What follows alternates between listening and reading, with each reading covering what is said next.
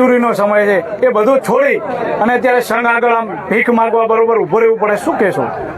આના માટે તો આર્થિક દુર્દશા તો હોઈ શું શકે બે ખેડૂતો માટે, કારણ કે કેવા તો આગેવાનો હતા ને સમાજના, એ આમાં એક બી આગેવાન સમાજ નહીં દેખાય, આમાં કોઈ સમાજ નહીં દેખાય. પટેલ છે, દલિત છે, બધા એક સમાજ છે, કોઈ પણ આગેવાન દેખાતો નથી. કારણ કે ત્યારે વોટ લેવા આવે ત્યારે આગેવાન દેતા હોય છે, અત્યારે એક પણ આગેવાન દેખાતો નથી અહીંયા. એનું કારણ તે ખેડૂતો ગરીબ પડે છે કે એ આવે ના મારી સમાજ નથી, મારી સમાજ કરીને વોટ લઈ જાય છે. વોટ લીધે જો છે આગેવાન કે જો છે નેતા, ધારાસભ્ય આપણા ગુજરાત રાજ્યના અધ્યક્ષ અહીંયા છે. અહીં શું પ્રોબ્લેમ હોય? તો અહીં પ્રોબ્લેમ આખા ગુજરાતનો પ્રોબ્લેમ છે. અને તો આવી સરકારની ચૂંટવાનો મિનિંગ શું ખેડૂતોને કહીએ છીએ? તમારે ખાતર ના મળતો હોય અને વાવેતર આ વખતે તો 50% વાવેતર નથી થયું, ઓછામાં ઓછું 30 થી 40% વાવેતર થયું, એમાં ખાતર ના મળતો હોય.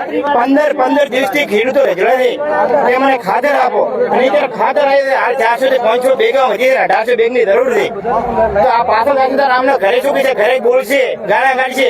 તો જતા હવાના 4 વાગે જતા, ચમ પેલા વોટ કીધા હતા ઉલાન આપો, આને આપો, એ રીતે કહેવા વાળા અંદર છે.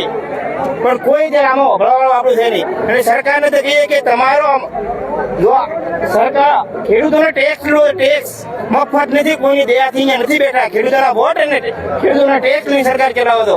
કોઈ તમારા બાપાની ભીડી નથી એટલે તમે આવી રીતે ખેડૂતોને હેરાન કરો છો. આ ખેડૂત છે, જે દિવસે ખેડૂત રજડ્યો ને તે દિવસ તમે ઘરે આવતા વાર નહીં લાગે. કોઈ તમારા બાપા કોઈ બધા બાબાનો નથી, એ માટે હલવી જાતો. ચોક્કસથી તો ખેડૂતોમાં એક રોષ છે. બાપુ શું કહેશો, શું આયા છો?